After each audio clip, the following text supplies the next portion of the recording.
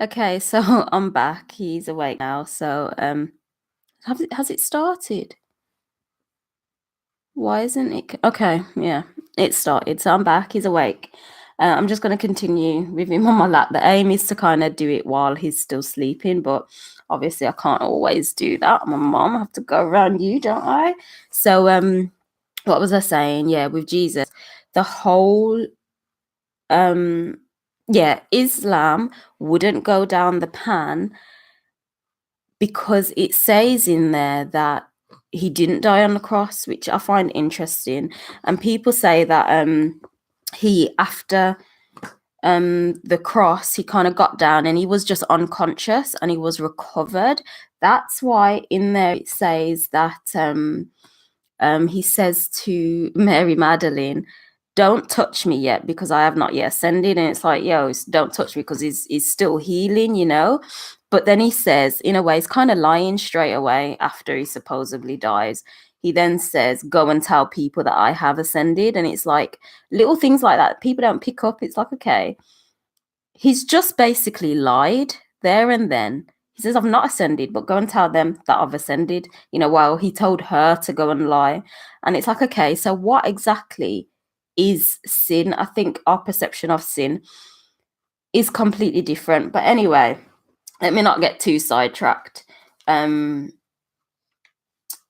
Yeah, so back to too much attention on the word of God. And what else?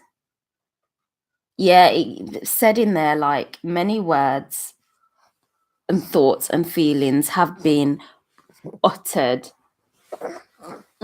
in God's name. I'm sorry. Okay, Zoe, where are you going? I'm trying to do a live. I am. I am. If this gets too difficult with baby, then I'll just have to stop. But let me try and finish. It highlighted that many words have been like said in God's name, but really wasn't in God's name. So again, it's like questionable of what has been written, because a lot of people say, it was men's own thoughts. For all we know, the truth is how people wrote the Bible is how this guy's written, Neil Donald Walsh has written Conversations with God. Imagine if it was literally just inspired like that. We don't know. So it's like, can we put it as the same about a credibility? I don't know. So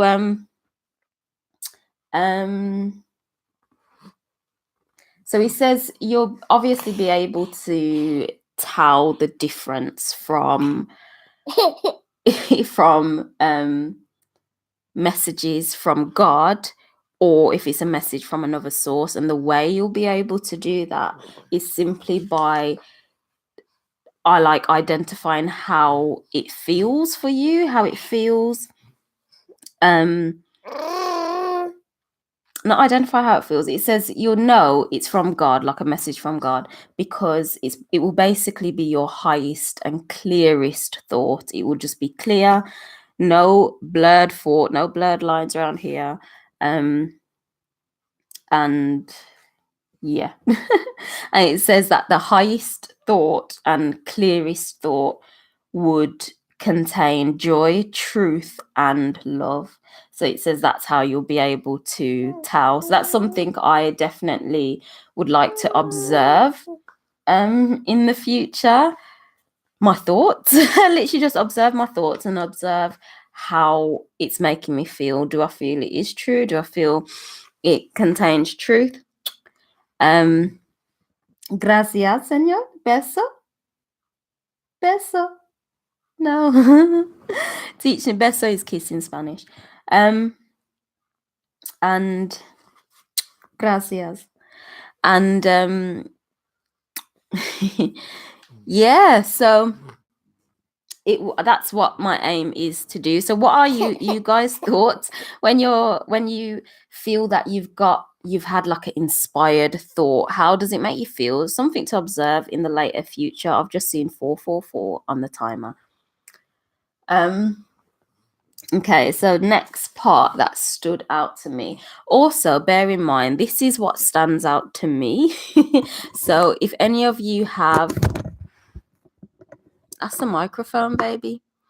If any of you listen to it or read it and other things stand out to you, feel free to say in the comments. Let's have a dialogue, as Lisa Nichols always says.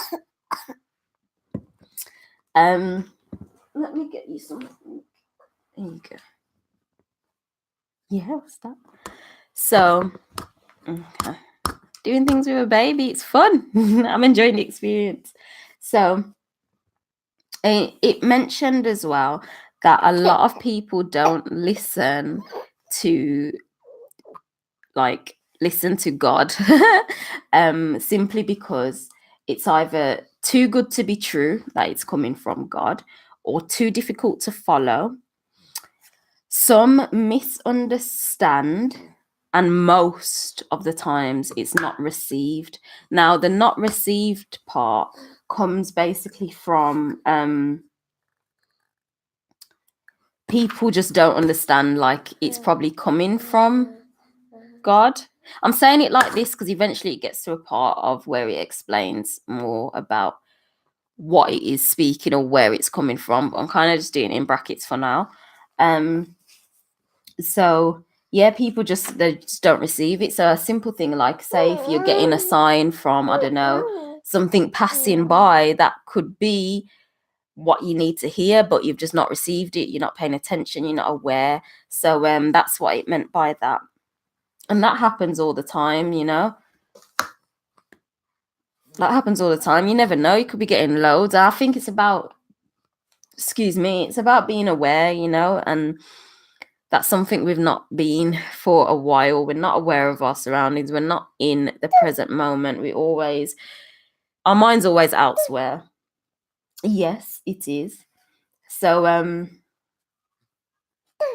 and yeah, it mentioned, like, you know, we're still kind of in this same predicament because we don't listen and learn from our previous experiences. And it's like, it said that it will keep sending messages over and over again until we learn our experiences and learn from it and like kind of grow and develop. And it's true, you know, you can think of that in your own life.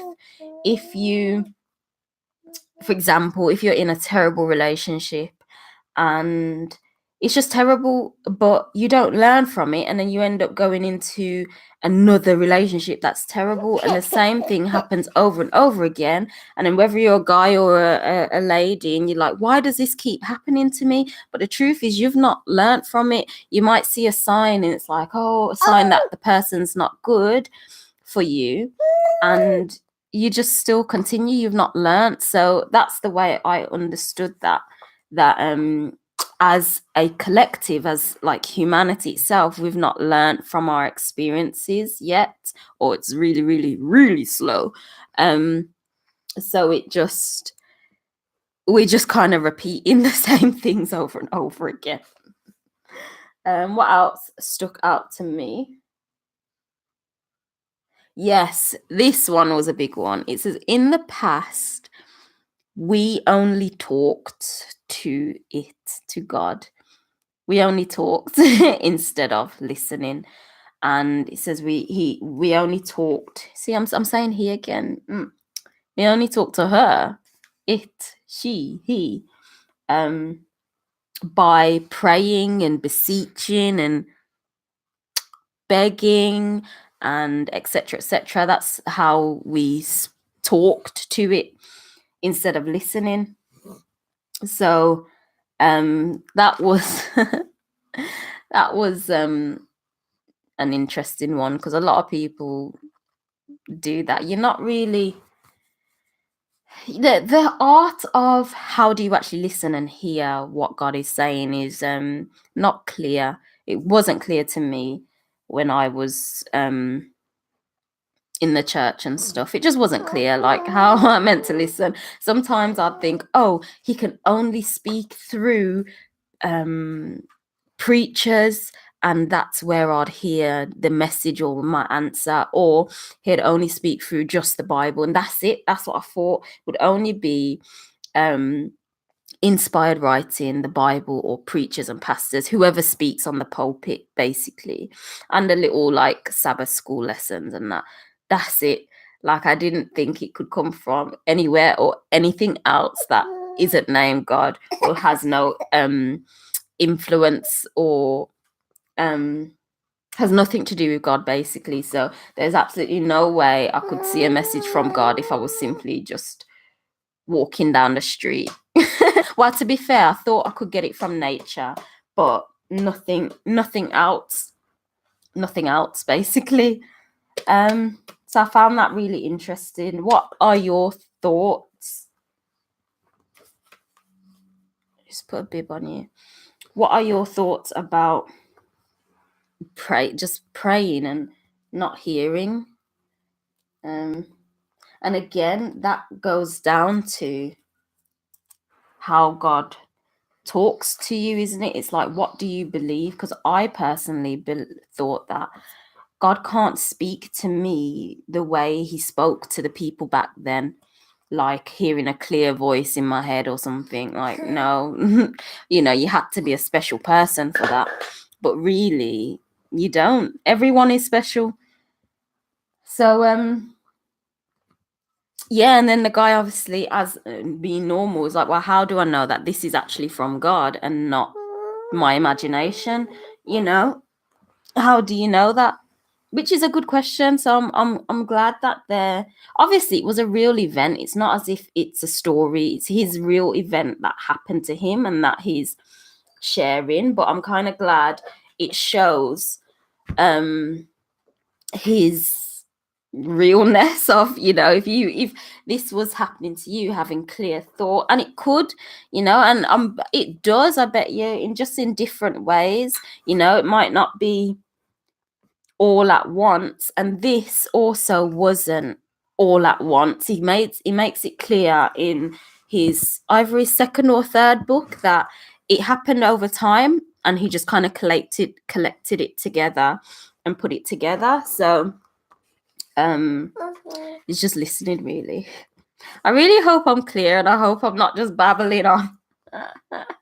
It's different when it's live, because you just, especially live with the baby here, with Zaya, you're not just the baby. Careful. Oh, did I hit your lip? Yeah, so he questions that, is like, how do I know that it's from God and not just my imagination? And this is what I was like, whoa. It says, responded saying, what would be the difference? Now, this is also a big thing. It's like, well, what is God? Is God your thoughts? Is it your imagination? Is it your oops, putting on my piece of extensions? So what would be the difference? Because ultimately you have that thought and idea, you're raised up to believe, depending on what denomination, religion you're brought up in, that God is like just a being in the sky, sitting there watching everything, letting bad stuff happen, letting good stuff happen, just there, doesn't do anything, and only Jesus can only get to him up there, just sitting there doing nothing through Jesus. That's basically what you're taught to believe. And it's just like, so if this has come up now saying, what if it's just in my imagination and my thought, and it says, what would be the difference between that being God or your thoughts? I get the impression that God is your thoughts, or God is in your thoughts, or God is in you, basically. That is the impression I get. So the things that you're thinking, like, oh, should I do this? That voice in your head that talks without this moving, that's the impression I get is God. That's what I believe this is saying. What do you guys think? Oh, I've got a lot of burp in me. That's what I think anyway. I was like, yo. So, Yeah, so then he went on to say, who does God communicate with? Because the guy was like, oh, do you just communicate with special people? Because that's what we'd think. If you're going off based off the Bible, it's just the chosen people, isn't it? And chosen people meaning the bloodline of people that had to stay pure for when Jesus came. And it seemed like it was only them who God spoke to. But he's like, no, all people are special. So it speaks to everyone, not one person is more special than another. And that again, to me, I quite like that, because it's not just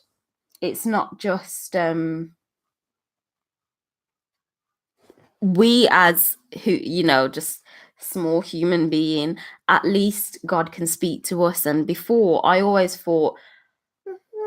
generally thought, like, deep down, maybe I'm just not good enough for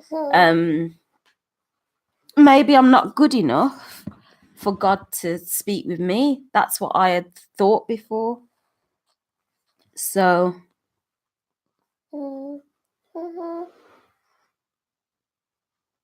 breastfeeding time. Are you hungry? No.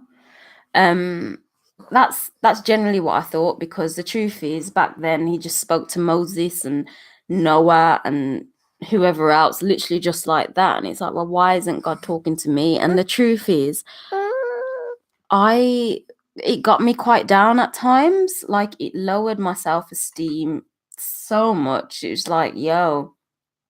So yeah, that was quite a nice piece of text there, saying no one's more special than another, because the truth is, the same way he spoke to Jesus, he can speak to me.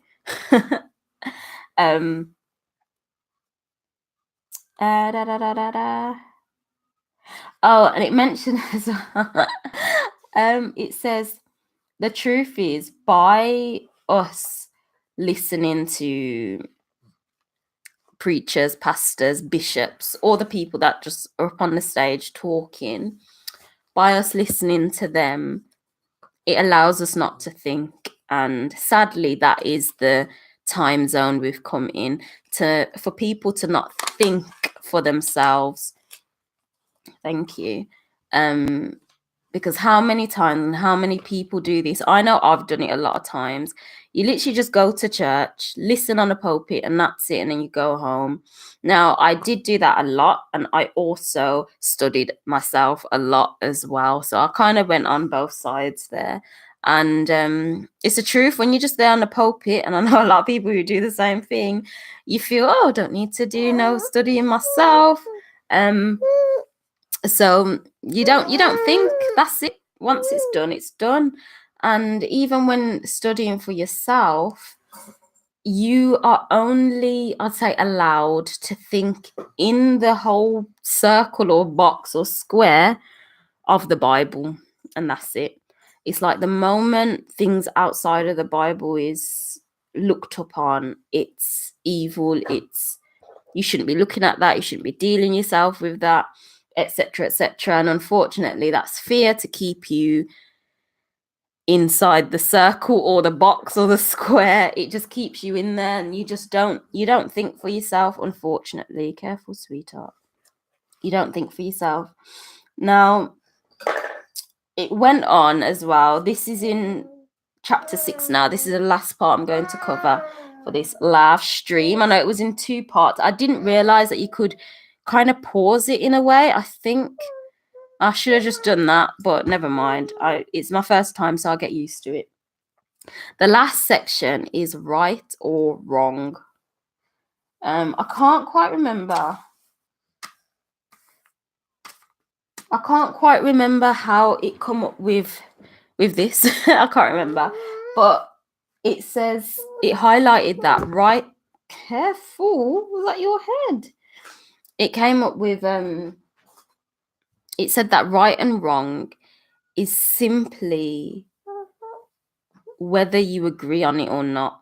I'm sure a lot of people will understand or see that right and wrong is merely just perspective. It's what you And I agree, it's what you agree with. If you agree with it, it's right. If you disagree with it, it's wrong. So I'm going to use slavery as an example. The truth is, slavery back then when it was happening was looked upon as right. Obviously not by the black people, but by the white people doing it. Now, I'm not saying all white people, but by the white people doing it, they seen it as right, especially because it says it in the Bible that your slave is yours and do whatever as you will, etc., etc. So that was seen as right, but now it's seen as wrong. Now we disagree with it as a collective. That's it. Now we disagree with it, so it's seen as wrong. So then my question is, does right and wrong really exist? You know, does it really matter? There's many things. The truth is, like homosexuality, for example, that was seen as completely wrong. Now there's a lot of people now who see it as right, and it's great that people just love each other, but then there's still the handful of people that see it as wrong. Now the people that see it as wrong disagree with it. That's why they see it as wrong. The people who see it as right agree with it. So then the question really is, what is it? Is it right or is it wrong? Who can you ask for that? So then, does right and wrong really exist? It's a big one. What do you guys think? There's so many examples on what we think is right and wrong. Yeah. For example, suicide bombing. Suicide bombing. Many people see that as wrong. You shouldn't do that. You're killing yourself and pure people. But for the suicide bomber, they see it as right because in their book, in their religion, they understand. Other people don't in their religion don't say. I'm not saying all, but that particular person sees it as right to do that. But there's many people who see it wrong. So what is right or wrong? And then it went on to say,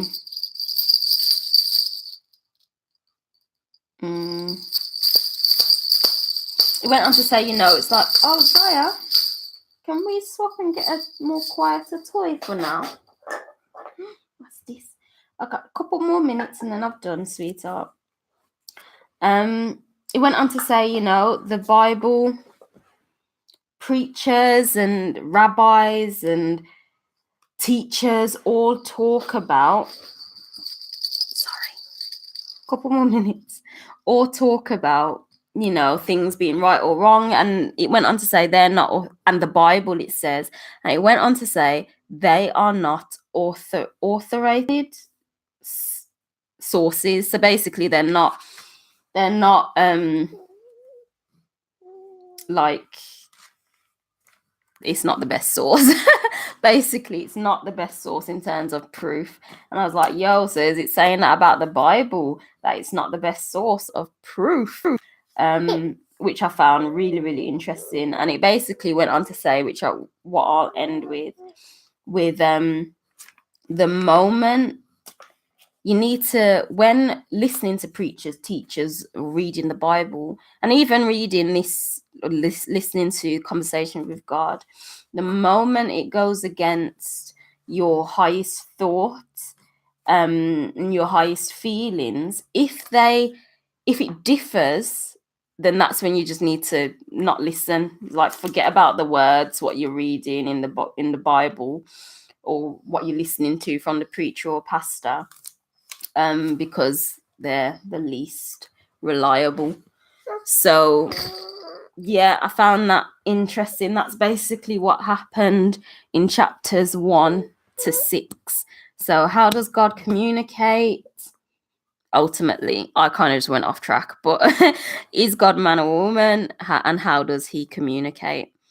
See, I've said he is God a man or a woman, or how does it communicate? How does God communicate?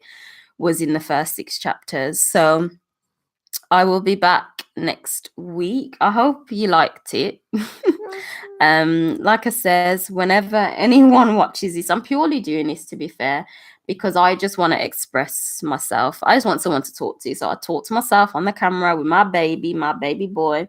And if anyone listens to it, then that's great. We can talk, we can chat, you know. So I will end it there. I know like you can add home like a startup screen and stuff for that, but I'm not quite sure how to do it. I don't know. I'll figure it out. But yeah, that is it for now. I will end this here. Part 2 of part 1. And we're going to say bye. Bye. Are you waving? Bye. Say bye-bye. Bye-bye. No, it's not doing it. Okay, it'll probably do it when the camera's off. I'll end it right now. Oh, you did it. Yay! All right, then. See you next week.